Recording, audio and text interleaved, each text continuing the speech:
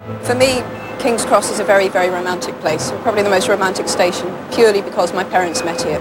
So that's always been part of my childhood folklore.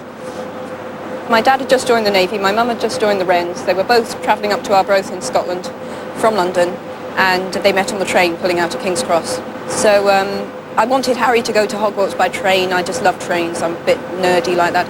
And obviously, therefore, it had to be King's Cross. Excuse me, sir. Can you tell me where I might find platform 9 3/4? 9 3/4?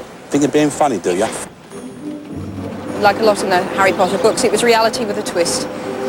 I wanted to find another entrance to the magical world, but I didn't want a kind of time warp thing. I like the entrances to be places that you can only find if you have the knowledge. So anyone who ran at the barrier with enough confidence would be able to break through onto this platform between platform 9 and platform 10.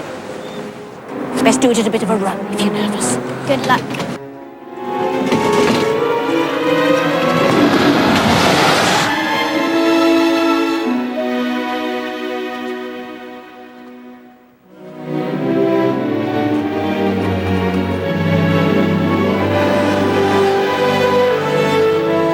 I wrote platform 9 3/4 when I was living in Manchester, and I wrongly visualised the platforms, and I was actually thinking of Euston.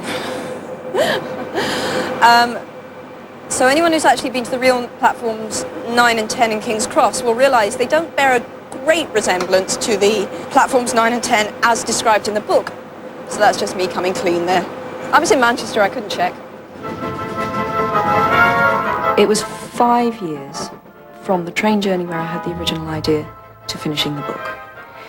And during those 5 years, this mass of material was generated, some of which will never find its way into the book, will never need to be in the books. It's just stuff I need to know for my own pleasure, partly for my own pleasure and partly because I like reading a book where I have the sense that the author knows everything.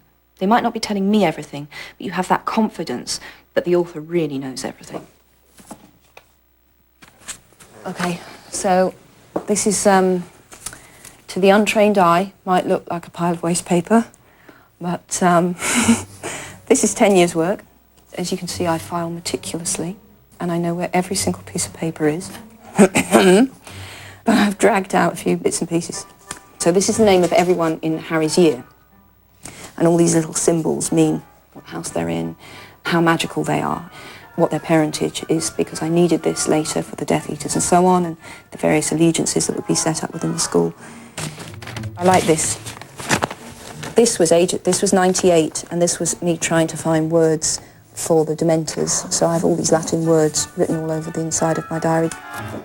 I used to cover just about anything with writing, as you can see. This is my application for housing benefit in 28 Gardens Crescent, which is the first place I lived, obviously, when I was in Edinburgh. Treated with a complete lack of respect by me. Discarded first chapters of book 1. I reckon I must have got through 15 different alternative chapters of book 1. The reason for which I discarded each of them were they all gave too much away. And in fact, if you put all those discarded first chapters together, almost the whole plot is explained. This is an old notebook in which I worked out, and again, I don't want you to come too close on this. That is the history of the Death Eaters. Where's my Portuguese diary gone? There it is. So this is a Portuguese diary, as you can see, not filled in, because I've never filled in a diary in my life, but it had paper in it to write on, so we have another draft of book 1, chapter 1. I drew a lot of pictures. I drew them for no one but me. I just wanted to know what the characters looked like. So anyway, that was Argus Filch. No prizes. Snape, obviously. That is Harry arriving in Privet Drive with Professor McGonagall and Hagrid and Dumbledore. That was a Gringotts cart. Mirror of Erised. That's the Weasleys. Professor Sprout. I like this one.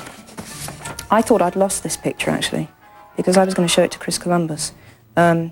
And true to form, I only found it when it was no use and they'd already filmed that bit anyway. But this is how the entrance to Diagon Alley works in my imagination. So Chris is going to murder me when he finds out I had a blueprint all along, and he was asking me how it worked. But it was buried in a box.